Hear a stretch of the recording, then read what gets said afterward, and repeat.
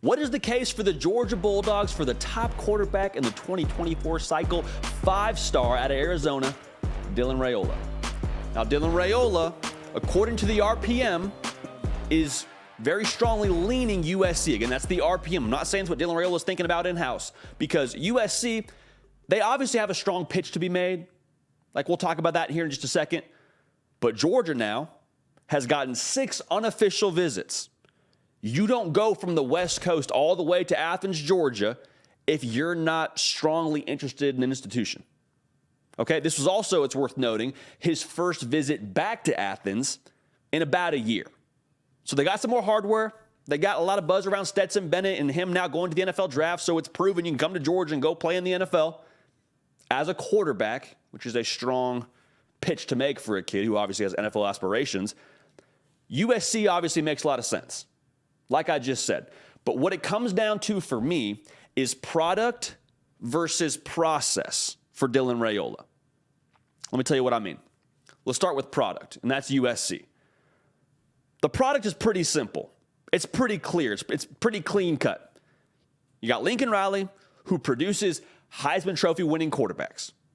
Kyler Murray, Baker Mayfield, Caleb Williams, and oh, by the way, Jalen Hurts is also an NFL stud. Okay, so he's going to help you get to where you want to go. The product is Lincoln Riley's quarterback system, right? Pretty straightforward. The process is Kirby Smart and Georgia and what they're allowing you to do. Now, the encouraging thing, if I'm Dylan Raiola, when it comes to a process, just by definition, you get out what you put in. So if I'm Dylan Raiola, I understand that if I go to Georgia and I give 1,000,000% of myself to what Kirby Smart has preached, I will get out 1,000,000% of that effort.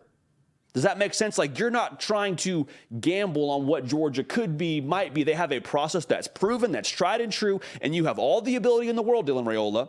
And if you put that in Athens, you're going to get out what you put in. You control your own destiny.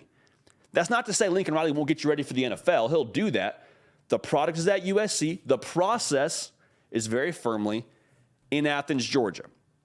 I got more thoughts on this. Make sure you're subscribed. A lot of people say that. I'll explain it really quickly.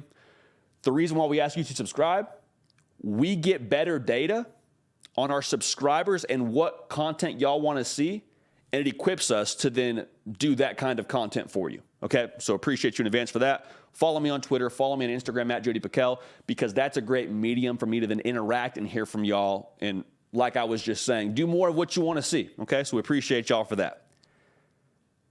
Now, here's the thing with Georgia. Talking about the case for the dogs, right? It's all about Kirby Smart, right? Just like at Alabama, the coordinators, they're a carousel, right? I mean, Nick Saban essentially just signed a #1 class with no features, like J. Cole, going platinum, no features on Forest Hills Drive. Like, that's what just happened at Alabama. The same is true for Kirby Smart. As they continue to become one of the big dogs, no pun intended, in college football, they're going to lose coordinators. Right? Todd Monken, already gone to the league. Dan Lanning, gone to Oregon. You kept Glenn Schumann around for a little bit. Who knows how long he stays? The point is this. Kirby Smart is what's attractive about Georgia. Right? Like, Mike Bobo is going to be the OC, and it sounds like it's not going to be too drastically different. We'll see what happens there. But the pitch is always Kirby Smart, and he's still very firmly there. He is very much so still the pitch for Georgia. So you talk about the coordinators and how it's proven or it's unproven, whatever. I think that's a part of it. But Kirby Smart is the draw here for Dylan Raiola. Let's not get it twisted. The other thing I would say, there's a lot of conversation about, well, USC has this many guys in their quarterback room and Georgia has this many guys in their quarterback room and they have so many 5-stars, this many 5-stars. Like, I hear all that. I talked to somebody that's close to Dylan Raiola's recruitment, and they just told me, like, straight up, Dylan Raiola's worried about Dylan Raiola. Like, wherever he goes, there is the confidence that he doesn't need to worry about who else is in that room. That's how I want my quarterback to act. So what I'm trying to tell you is, if you are a Georgia Bulldog fan and you're saying, man, we would love to get Dylan Raiola, but Gunnar Stockton's in there, Ryan Puglisi's committed, I don't know how that's going to look. I don't see that being a factor. I'm hearing that's not a factor in his recruitment as a whole. Last thing I'll say. Caleb Williams is enormously talented. I would bet money and then some, money that I don't have, rather, that he will be the first pick in the NFL draft. Fast forward the clock about 12 months. They're going to be singing Caleb Williams' praises, as they should. But what is the one needle in the haystack that people are going to talk about with him? What is the one knock that they could potentially have on him? Yeah, he put up great numbers, won the Heisman Trophy, but did it in the Pac-12. It's not a dunk on the Pac-12. I love Arizona State. Heck, I grew up in Pac-12 country, man. I'm all about it. But the reality is, to juxtapose the level of competition between the Pac-12 and the SEC is just putting out more dudes that are going to go play on Sundays. And so what I'm saying is, if you want to put out a resume that will not be questioned in terms of who you're playing against, Georgia's going to do that for you.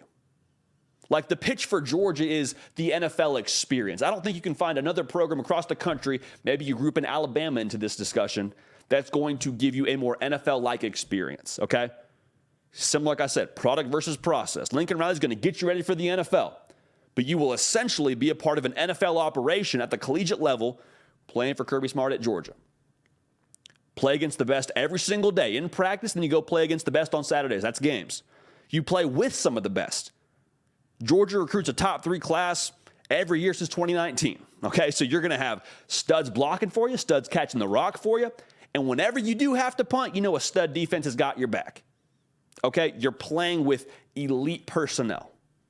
You're playing with really good personnel at USC, but just to say they're recruiting at the level of Georgia would just be untrue, right? Again, this is not a dunk on USC kind of video. I'm trying to tell you the case for Georgia. And the case for Georgia is you play on the biggest stage every single year. Coming off back-to-back natties, the SEC is consistently a primetime television slot. That's the case for Georgia. Come here, put forth all that you have, and get out the equivalent amount because of our process that's proven in Athens, Georgia. Again, the RPM is strongly leaning towards USC. We'll see how this plays out. The case for USC is obvious, but to say that Georgia doesn't have a strong case as well, I would push back on quite a bit. So excited to see what he ends up doing. Would imagine he'll be wildly successful wherever he goes, would be a great fit at USC, would be a great fit at Georgia, would be a great fit at Nebraska. Someone's going to get a dog in Dylan Raiola. The case for the Dogs feels pretty obvious. So we'll see what happens there as the decision looms for the number 1 quarterback in the 2024 cycle. Nick, Break, Lift, and Heavy, this is your show. Lock it in right here. Like I said, subscribe so we can add y'all to the community. Shout out to all the Georgia faithful that have already joined us. If you haven't yet, jump on in. The water's fine. We got spring football, y'all. We're going to keep the party rolling, and we will see y'all next time. Hey, y'all. Thanks so much for watching. Subscribe to the channel here to make sure you don't miss an episode of The Hard Count. Also, be sure to check out other videos on the On3 YouTube channel.